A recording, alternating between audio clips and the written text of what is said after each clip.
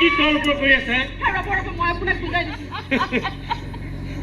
কি যে হ'ব নহয় এই বেঙাটোৰ লগত ভজই দেখোন আপোনাক 500 টকাটো নিদিলেহে হয়তো মতাহে খেলে নমস্কাৰ বন্ধুসকল, মই এই ভিডিঅ'লৈ স্বাগতম জনাইছোঁ। আজি মোৰ লগত উপস্থিত আছে অসমৰ ভ্ৰাম্যমাণ জগতৰ এগৰাকী বলিষ্ঠ অভিনেতা, যাৰ অভিনয় চাই হাজাৰ হাজাৰ দৰ্শক মন্ত্ৰমুগ্ধ হয়। আৰু সেইজন অভিনেতাই মোৰ লগত উপস্থিত আছে। আমি প্ৰথমতেই তেওঁক পৰিচয় কৰাই দিছোঁ। এয়া মোৰ লগত উপস্থিত আছে বলিষ্ঠ অভিনেতা সূৰ্য বৰা। সূৰ্য বৰা ডাঙৰীয়া মোৰ লগত উপস্থিত আছে। আমাৰ ইয়ালৈ আহিছিল অসমৰ এখন আগশাৰীৰ ভ্ৰাম্যমাণ নাট্য দল বীণাপানী থিয়েটাৰ, আৰু সেই তিনিদিন নিশাৰ বাবে অহা সেই থিয়েটাৰৰ যি তিনিখন নাটক, সেই তিনিখন নাটকতে সুন্দৰ অভিনয়েৰে সন্মুখৰ সহস্ৰাধিক দৰ্শকক মন্ত্ৰমুগ্ধ কৰিবলৈ সক্ষম হৈছে। আৰু সেইজন সূৰ্য বৰা ডাঙৰীয়াৰ লগত মই অকণমান কথা পাতিব বিচাৰিছোঁ খুব কম সময়ৰ ভিতৰত। প্ৰথমতে আপোনাৰ পৰা আপোনাৰ পৰিচয় জানিব বিচাৰিছোঁ। আপোনাৰ নাম আৰু নগাঁও, আৰু 1993 চনতে মই থিয়েটাৰত জড়িত হৈছোঁ। ভাগ্যদেৱী থিয়েটাৰ নায়কৰ চৰিত্ৰৰ মাজেদি। তাৰ পৰা আহি এই দীৰ্ঘ সময়খিনিত এতিয়া হিৰোৰ দেউতাক কৰোঁ। ইমান সুন্দৰ অভিনয় কৰে আচলতে সূৰ্য বৰা ডাঙৰীয়াই। আমি প্ৰথমতে জানিব বিচাৰিছোঁ বৰা ডাঙৰীয়াৰ শৈশৱৰ কাল বা তেওঁৰ বাল্যকালৰ পঢ়াশলীয়া জীৱনৰ ক'ত কেনেধৰণে আৰম্ভ হৈছিল, অকণমান চমুকৈ যদি বন্ধুসকলক কয়। মোৰ স্কুলীয়া জীৱন ঘৰৰ ওচৰতে, মোৰ ঘৰ নগাঁও পুতনিত হয়। তাতে শিঙাপুলিন হাইস্কুল বুলি আছিলে, তাতেই মই শিক্ষা জীৱন কৰিলোঁ। তাৰপিছত নগাঁও কলেজত BSc লৈকে পঢ়িলোঁ।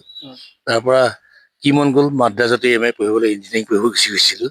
কিন্তু দেউতাৰ হাতত ঢুকাই যোৱাৰ কাৰণে মই গুচি আহিবলগীয়া হ'ল, পঢ়া আধাতে সামৰিবলগীয়া হ'ল। আপুনি প্ৰথমৰ পৰাই চৰকাৰী স্কুলতে বিদ্যালয়তে অধ্যয়ন কৰিছিল? অধ্যয়ন কৰিছোঁ চৰকাৰী বিদ্যালয়তে। আপুনি যিহেতু অভিনয়ৰ লগত জড়িত, অভিনয়ৰ লগত আপুনি কেতিয়াৰ পৰা জড়িত, নে শিশু অৱস্থাৰ পৰাই নে মাজভাগৰ পৰা আপুনি জড়িত, অকণমান ক'বচোন। নহয়, মই মাজভাগতে জড়িত। মানে 1979ৰ পৰা নাটকত, স্কুলত যে গ্ৰীষ্মকালীন উৎসৱত নাটক হয়, তাত এটা সৰু চৰিত্ৰ কৰিছিলোঁ। তাৰ পৰাই লাহে লাহে মন মিলিলোঁ। মানে সেই সৰু চৰিত্ৰই আপোনাৰ অভিনয়ৰ ক্ষেত্ৰত টাৰ্ণিং পইণ্ট বুলি ক'ব পাৰি। টাৰ্ণিং পইণ্ট সেইটোৱে। কি চৰিত্ৰ আছিলে এখন, কোনখন নাটক? এইটো এখন হিষ্ট্ৰিকেল নাটক, কিবা গব্বৰ বুলি এটা সৰু চৰিত্ৰ কৰিছিলোঁ। তেতিয়াৰ পৰা আপুনি কৰি আহিছে? তেতিয়াৰ পৰা কৰি লাহে লাহে কৰি তেনেকৈ হ'ল আৰু আৰম্ভ। কেনেকুৱা প্ৰথম যেতিয়া আপুনি নাটকত সেই সময়ৰ পৰা আৰম্ভ কৰিছিলে, আহি যে এইটো পৰ্যায় পাইছেহি, আপুনি কেনেধৰণে আচলতে ৰাইজক আমোদ দিবলৈ সক্ষম হৈছে বুলি নিজে ভাবে? তাৰমানে নাটকৰ জৰিয়তে। মই নাটকৰ জৰিয়তে ইমান দিন জড়িত হৈ আছোঁ। মোৰ লোকেল জেগাত মই নিজে শিকাই কৰি ল'ৰা ছোৱালীক ডাবল ষ্টেজৰ জ্ঞানো দিছোঁ। তেনেকৈ ভ্ৰাম্যমাণৰ সোৱাদখিনি দিবলৈ চেষ্টা কৰিছোঁ। প্ৰায় 35 বছৰ একেৰাহে এটা নৱ সাংস্কৃতিক গোষ্ঠী তেওঁলোকক ডাইৰেকশ্যন দি নাটক কৰাই আছে এতিয়ালৈকে। এজন অভিনেতা খুব সহজে হ'ব নোৱাৰি, বহুত সাধনাৰ প্ৰয়োজন। আপুনি সেই সাধনা কৰি এতিয়াও ব্ৰতী হৈ আছে। এতিয়াও আপুনি অভিনয় ক্ষেত্ৰখনত সম্পূৰ্ণ নিপুণ হ'ব পাৰিছেনে, নে আপুনি এই জগতখনত শিকিহে আছো এতিয়াও? যদিও মোৰ 62 বছৰ বয়স হ'ল, মই শিকিহে আছো। কিন্তু 62 বছৰ এতিয়াও? বন্ধুসকল, 62 বছৰ 60 ঊৰ্ধৰ এজন ব্যক্তি এতিয়াও কিন্তু ভ্ৰাম্যমাণ জগতত, ভ্ৰাম্যমাণৰ মঞ্চত কিন্তু দপদপাই আছে। আৰু সেইজনে হৈছে সূৰ্য বৰা নগাঁৱৰ। আমি জানিব বিচাৰিছোঁ, আপুনি যিহেতু নাটকৰ লগতে জড়িত, আপুনি কেতিয়াৰ পৰা মানে এনেকুৱা ভ্ৰাম্যমাণ জগতত কেতিয়াৰ পৰা আপুনি জড়িত? নাই, 1993 চনত ভাগ্যদেৱী হিৰো হিচাপে মই আহিছিলোঁ। ভাগ্যদেৱী হিৰো।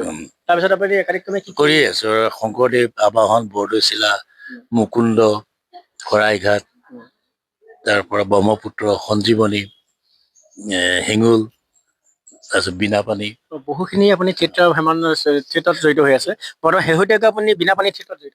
শেহতীয়াকৈ এই বছৰত বীণাপানী থিয়েটাৰত মই অভিনয় কৰি আছো। এইবাৰ আপুনি যিহেতু 3খন নাটক, এইবাৰ মঞ্চৰ ওপৰত সামাজিক নাটক 3খনেই আচলতে হিট হৈছে বুলি ক'ব লাগিব। আপুনি তাত কি প্ৰথমখন নাটকত কি চৰিত্ৰ অভিনয় কৰিছে? প্ৰথমখন চৰিত্ৰত মই এজন পবিত্ৰ হাজৰিকা বুলি ব্যৱসায় এজন কৰিছিলোঁ। নাটকখন যুদ্ধভূমি যোদ্ধা। আৰু দ্বিতীয়খনত সৰু চৰিত্ৰ এটা, বেছি সময় নহয়, কিন্তু হিৰোৰ দেউতাকৰ বন্ধু হৈছিলোঁ। তৃতীয়খনতো কালি প্ৰিন্সিপাল হিচাপে কৰিলোঁ, জিতেন শৰ্মাৰ। তিনিওখনেই ভাল, তিনিজনেই যশস্বী নাট্যকাৰৰ দ্বাৰা ৰচিত। কোনখনত আচলতে অভিনয়টো কৰি বেছি আপোনাৰ নিজকে অলপ যুদ্ধভূমি যোদ্ধাত মই বেছি ভাল পাওঁ। কিহৰ চৰিত্ৰ আছিল এইটো?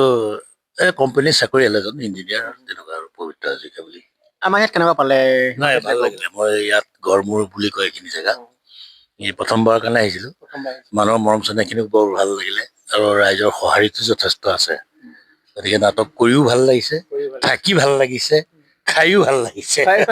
সকলোখিনি আচলতে নাটক কৰি থাকি আৰু খাই আৰু এয়াই আচলতে মৰম চেনেহ আন্তৰিকতা আদৰ সেয়াই নিশ্চয় আমাৰ অসমীয়া জীৱনৰ প্ৰথম সেয়ে ভ্ৰাম্যমানত যিহেতু জড়িত আছে বহুখন নাট্যৰ দলত থিয়েটাৰত আপুনি টিভি পৰ্দাত বা এনেকুৱা VCD যিবিলাক আপুনি মই মোৰ জীৱনৰ প্ৰথম টিভি চিৰিয়েলখন আছিলে নামঘৰীয়া। তেতিয়া হয়তো বহুতৰ ঘৰত টিভিয়ে হোৱা নাই। আব্দুল মজিদৰ কি চৰিত্ৰ আছিলে এই যতীন বৰাৰ এটা বন্ধু হিচাপে কৰিছিলো মই। কোনটো ভাল লাগে আপুনি টিভি পৰ্দাত নে আপুনি নাটক কৰি ভাল পাওঁ। আজিকালি পৰ্দাৰ আৰু এইবিলাকত মই এইকাৰণে নাযাওঁৱেই।